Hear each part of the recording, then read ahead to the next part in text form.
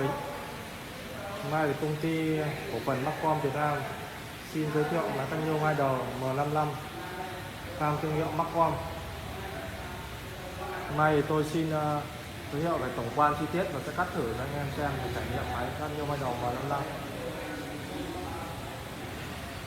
Máy cắt nhôm hai đầu M55 được thiết kế nước sơn sần tĩnh điện 100% thân máy, bệ máy, vỏ máy. Sơn rất dày dặn, toàn bộ thân và vỏ máy. Kết cấu cơ khí thì về phần tôn và thùng tôn dày bỉ ly, máy rất nặng và đầm. Ở phần trên đây thì đã được cải tiến là dây liền bệ, chống vặn xoắn máy. Phần thước nẹp thì là thước nẹp đã được bọc inox, chống hao mòn, chống mờ theo thời gian.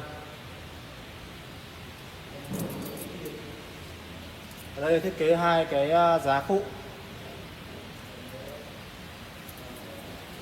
Tiếp theo trên đây thì là với máy cắt nhôm hai đầu M55 được cải tiến thì đã có thêm một giá phụ giống như 08.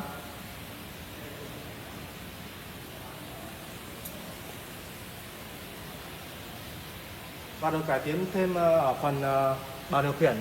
Bảng điều khiển là bảng điều khiển rời, là kiểu rời, di chuyển dễ dàng hơn.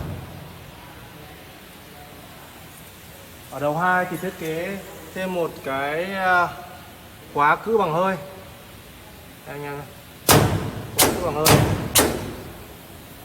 giúp cho khi di chuyển đầu 2 ra vào rất là dễ dàng.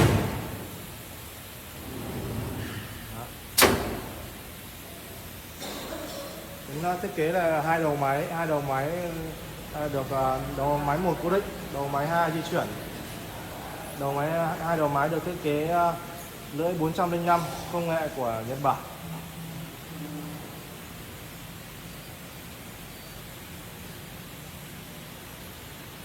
Chúng ta đi đến bên phần tủ điện. Tủ điện thì là được tích hợp thêm hệ thống phun dầu thông minh giúp tiết kiệm dầu hơn.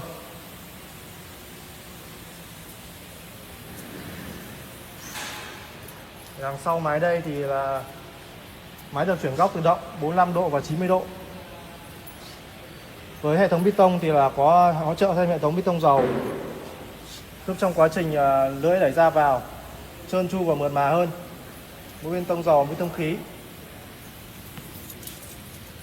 Ngoài ra chúng tôi đã cải tiến thêm phần đựng dầu làm mát này thì sẽ lọc được dầu, lọc được bụi bẩn, lọc được mạt nhôm. Cốc đựng dầu thông minh.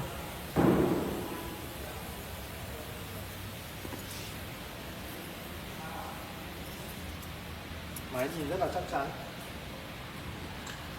Sau đây thì tôi sẽ cắt thử loại nhôm cho anh xem trải nghiệm cách cắt máy cắt nhôm M55.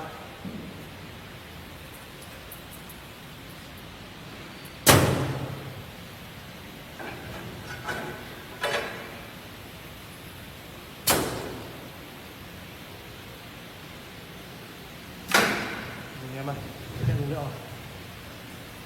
Rồi đó, em phá bớt đi ra.